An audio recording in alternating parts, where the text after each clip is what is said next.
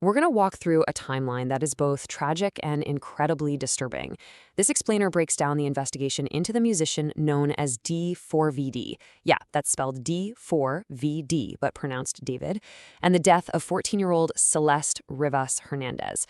So let's follow the key dates to see exactly how this whole case came together. So, the story kicks off with a scene that sounds like it's pulled from some dark crime show. You've got an abandoned car on a street in Hollywood. It gets towed to an impound lot. And that's when somebody notices a smell, a really, really bad smell coming from the vehicle. That one report is what would set off a year-long investigation into a truly horrific crime. So, what exactly was in that car? And how in the world did that discovery lead to felony charges against a rising music star, a guy with millions of followers? Let's unpack that central question right now. All right, let's get right to the moment the case really blew wide open. It all starts with the horrifying contents of that Tesla. Okay, so September 8th, 2025. Police respond to that foul odor complaint and they make a truly gruesome discovery.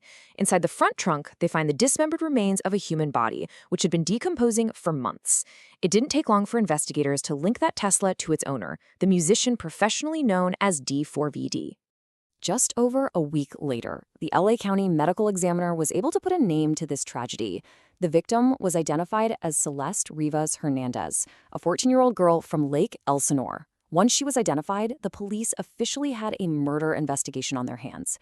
But to really understand the prosecution's theory of this crime, we've got to go back, way back. To really grasp what prosecutors are alleging here, we need to rewind the clock by 2 full years, long before anyone found that car. This part of the timeline is absolutely crucial to understanding the alleged motive. According to the official complaint filed by prosecutors, this is where the story truly begins. September 7th, 2023. They allege that D4vd, who was 18 at the time, began a pattern of continuous sexual abuse against Celeste, who had only just turned 13. The complaint also notes he was living with her and had recurring access to her. Now, here's what is so striking, so chilling about this case. It's when you look at the timeline prosecutors have laid out, and you put the alleged crime right next to these huge milestones in D4vd's music career. It paints a very, very dark picture. So let's jump forward to April of 2025. Prosecutors allege that on this exact day, Celeste was invited to D4vd's home in the Hollywood Hills and was intentionally killed. The charge specifically says, by means of lying in wait. Now, that's a legal term, but it basically suggests a planned ambush, a premeditated attack. This is the date authorities believe she died. And then, look at this. The very next day, prosecutors allege that while Celeste's body was still inside his home, tickets for D4vd's huge, highly anticipated world tour went on sale. His career wasn't just continuing, it was taking off.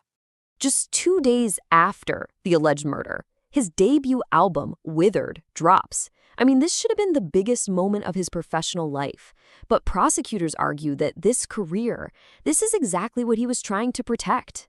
Then, about 2 weeks later, on May 5th, the story takes another horrific turn. According to the complaint, this is when D4vd allegedly mutilated Celeste's remains, put them into 2 bags, and hid them in the trunk of his car. And that's where they would stay for the next 4 months. So after that grim discovery in September 2025, the Los Angeles Police Department launched this very methodical, very quiet investigation that would end up spanning several months. You can see right here how the investigation unfolded at this slow, deliberate pace. After the victim was identified in September, D4vd was publicly named a suspect in November. But, behind the scenes, something else was going on. Prosecutors convened not just one, but 3 separate grand juries over the next few months. 3. That number is a really big deal. See, these weren't grand juries to decide on an indictment. They were investigative grand juries, which is this secretive tool they can use to force people to testify and gather evidence, all outside of the public eye. This is how authorities were quietly building their case, piece by piece.